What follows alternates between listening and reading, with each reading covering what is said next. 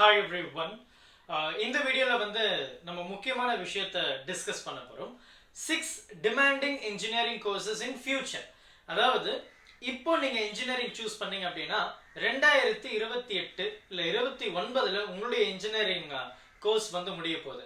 கரெக்டா அந்த டைம்ல நமக்கு எந்த இன்ஜினியரிங் கோர்சஸ் வந்து ரொம்பவே அதிகமான டிமாண்ட் இருக்க போகுது, நல்ல growth இருக்க போகுது, டாப் ரெக்ரூட்டர்ஸ் எல்லாம் எந்த டிபார்ட்மெண்ட்டுக்கு படையெடுத்து வர போறாங்க 2029 2030ல அப்படின்றது தான் இந்த வீடியோல நம்ம வந்து பேச போறோம். ஸோ தயவு செஞ்சு இந்த வீடியோவை கொஞ்சம் பொறுமையா வெயிட் பண்ணி பாருங்க. உங்களுடைய நண்பர்கள் கிட்டயும் சொல்லிடுங்க, ஃபியூச்சர் இன்ஜினியர் கிட்டயும் சொல்லிடுங்க. ஸோ ஃபர்ஸ்ட் திங் பாத்தீங்கன்னா மெக்கானிக்கல் இன்ஜினியரிங்னு சொல்லலாம். சார் எல்லாருமே வந்து கம்ப்யூட்டர் ரிலேட்டட் கோர்சஸ் சொல்றாங்க, நீங்க என்ன சம்பந்தமே இல்லாம mechanical engineering?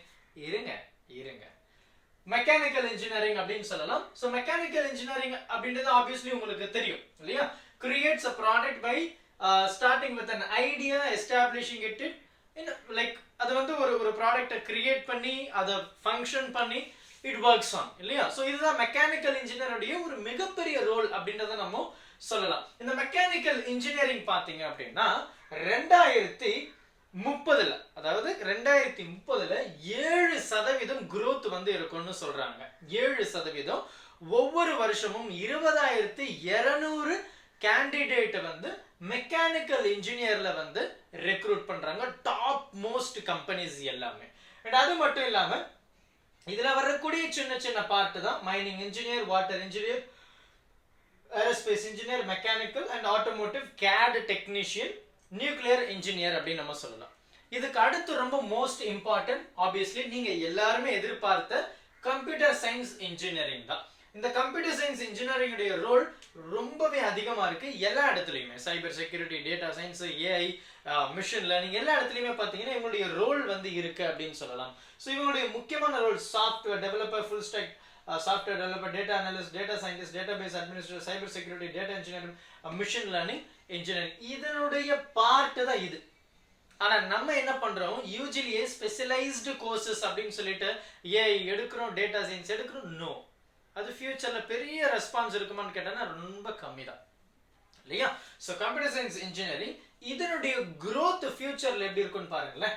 So according to the report of BLS Bureau Labor Statistics படி 2031ல கம்ப்யூட்டர் சயின்ஸ் இன்ஜினியருடைய தாக்கம், அவங்களுடைய growth 15% அதிகமாகுதுன்னு சொல்றாங்க. 15%, which is more than average அப்படின்னு கூட நம்ம சொல்லலாம். ஸோ இவங்க அப்ராக்சிமேட்டா இவங்களுடைய சேலரி எவ்வளவு இருக்கு பாருங்க. கம்ப்யூட்டர் சயின்ஸ் இன்ஜினியருடைய சேலரி 2030 நீங்க முடிச்சுட்டு வரும்போது உங்களுடைய சேலரி 25 லட்சம் இருக்குன்னு சொல்றாங்க. இது ஸ்டாட்டிஸ்டிக்ஸ் படி பக்காவா கால்குலேட் பண்ண ஒரு ரெவென்யூன்னு சொல்லலாம். 25 லட்சம் வரைக்கும் நீங்க எக்ஸ்பெக்ட் பண்ணலாம். மூணாவது இடத்துல பாத்தீங்கன்னா electronic and communication engineering, computer engineering இல்ல கம்யூனிகேஷன் இன்ஜினியரிங் கூட we can say. So electronics and communication engineering ECE அப்படின்னு கூட நம்ம சொல்லிக்கலாம். ஸோ அந்த வகையில இவங்க சிமிலர் டு எலக்ட்ரானிக்ஸ், எலக்ட்ரிக்கல்ஸ் அது ரிலேட்டடான இன்டகிரேட்டட் பார்ட்டை தான் இவங்க பண்ண போறாங்க. இவங்களுடைய growth வந்து US பியூரோ ஆஃப் லேபர் என்ன சொல்றாங்க அப்படின்னா 2030ல 7% இவங்களுடைய growth இருக்க போகுதுன்னு சொல்றாங்க. இவங்களுடைய ஆவரேஜ் சேலரி பர் இயர் 2030ல பாத்தீங்கன்னா 6.6 lakh per annum in India அப்படின்றத இங்க நம்ம பதிவு பண்ண விரும்புறோம். இவங்களுடைய role software control engineer, software developer, electronic design engineer, system analyst, software engineer, test engineer and power engineer சொல்லிட்டு இவங்களுடைய ரோல் ஏகப்பட்ட ரோல் இருக்குன்னு சொல்லலாம். அடுத்து நம்ம கம்ப்யூட்டர் சயின்ஸ் இன்ஜினியரிங்க்கு அடுத்து ரொம்ப அதிகமான growth இருக்கக்கூடிய ஒரு மிகப்பெரிய செக்டர் என்னன்னா ஏரோஸ்பேஸ் இன்ஜினியர் அப்படின்னு சொல்லலாம்.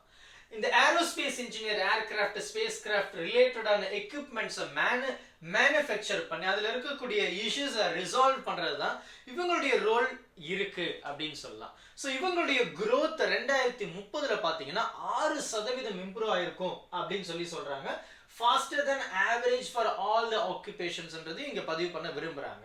இவங்களுடைய ரோல் பாத்தீங்கன்னா mechanical engineer, aircraft spacecraft designer, data processing manager, military aerospace engineer, inspector and complaints அப்படின்னு கூட நம்ம சொல்லலாம். இவங்களுடைய ரோல் இருக்க போகுது. இவங்களுடைய ஆவரேஜ் சேலரி இன் இந்தியா பாத்தீங்கன்னா 20 லட்சத்துக்கு போகுது அப்படின்னு சொல்றாங்க. கம்ப்யூட்டர் சயின்ஸ் இன்ஜினியரிங்க்கு அடுத்த high demand. Civil engineer obviously civil இன்ஜினியருடைய ரோல் இல்லைன்னு நம்ம சொல்லவே முடியாது. மேக் இன் இந்தியா அப்படின்னு சொல்லிட்டு நம்மளுடைய இந்தியால வந்து நிறைய திட்டங்கள் வந்து போயிட்டு இருக்கு. ஸோ அந்த இடத்துல பெரிய பெரிய கம்பெனிஸ், பெரிய பெரிய இண்டஸ்ட்ரீஸ் வெளி நாட்டுல இருந்து நம்ம கண்ட்ரிக்கு வந்து படையெடுத்து வந்துட்டு இருக்காங்க மேக் இன் இந்தியா திட்டத்துல. அப்போ நம்மளுடைய இன்ஃப்ராஸ்ட்ரக்சர் வந்து கண்டிப்பா there will be a huge development in future. இப்போ 2030 பாத்தீங்கன்னா 8.2% வந்து சிவில் இன்ஜினியரிங்கான ஸ்கோப், ரெஸ்பான்ஸ், ரெக்ரூட்மெண்ட் வந்து நல்லாவே இருக்கு அப்படின்றத நம்ம இங்க பதிவு பண்ண விரும்புறோம். அப்போ இவங்களுடைய salary எப்படி இருக்குன்னு பாத்தீங்கன்னா up to 7 lakh per annum வரைக்கும் நம்ம இனிஷியல் ஸ்டேஜ்லயே போலாம் அப்படின்றத இங்க சொல்றாங்க. அண்ட் அதே மாதிரி building control surveyor, CAD technician, consulting civil engineer, contracting civil engineer, design engineer, estimator, nuclear engineer சொல்லிட்டு இவங்களுடைய ரோல் வந்து ஏகப்பட்டது இருக்கு அப்படின்றத நம்ம சொல்லலாம். அடுத்து ரொம்ப முக்கியமான பார்ட் என்னன்னா இந்த கெமிக்கல் இன்ஜினியரிங். இந்த கெமிக்கல் இன்ஜினியரிங் ரோல் நம்ம பெருசா நம்ம கவனிக்கிறது கிடையாது. நம்ம எல்லாருமே சாஃப்ட்வேர் சைடு மூவ் பண்றோம். பெரும்பாலும் பாத்தீங்கன்னா இந்த சர்க்யூட்டல் நான் சர்க்யூட்டல்லயே இருக்கிறோமே தவிர இந்த மாதிரி கெமிக்கல் இன்ஜினியரிங் ரோலை நம்ம மறந்துட்டு இருக்கிறோம் அப்படின்னு தான் நம்ம சொல்லணும். ஸோ இவங்க பாத்தீங்கன்னா creating manufacturing product with chemical processes, designing equipments, process of refining raw materials, mixing, compounding and processing chemicals falls under this category அப்படின்னு சொல்லலாம். இவங்களுடைய ஆவரேஜ் சேலரி பாத்தீங்கன்னா 8.5 lakh per annum வரைக்கும் இருக்கும். 2030ல 9% இந்த கெமிக்கல் இன்ஜினியருடைய ரோல் வந்து இருக்கு அப்படின்னு சொல்லலாம்.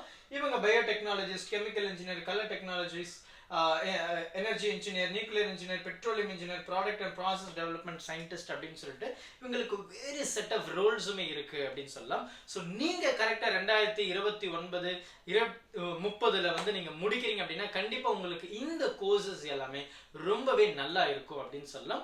ஸோ சிந்திச்சு நல்ல காலேஜை ஃபர்ஸ்ட் சூஸ் பண்ணுங்க. Then you can go for the department. இந்த வீடியோ உங்களுக்கு ரொம்ப ஹெல்ப்ஃபுல்லா இருந்தது அப்படின்னா உங்களுடைய நண்பர்களுக்கும் மறக்காம ஷேர் பண்ணிடுங்க. Thank you. Help others with a smile.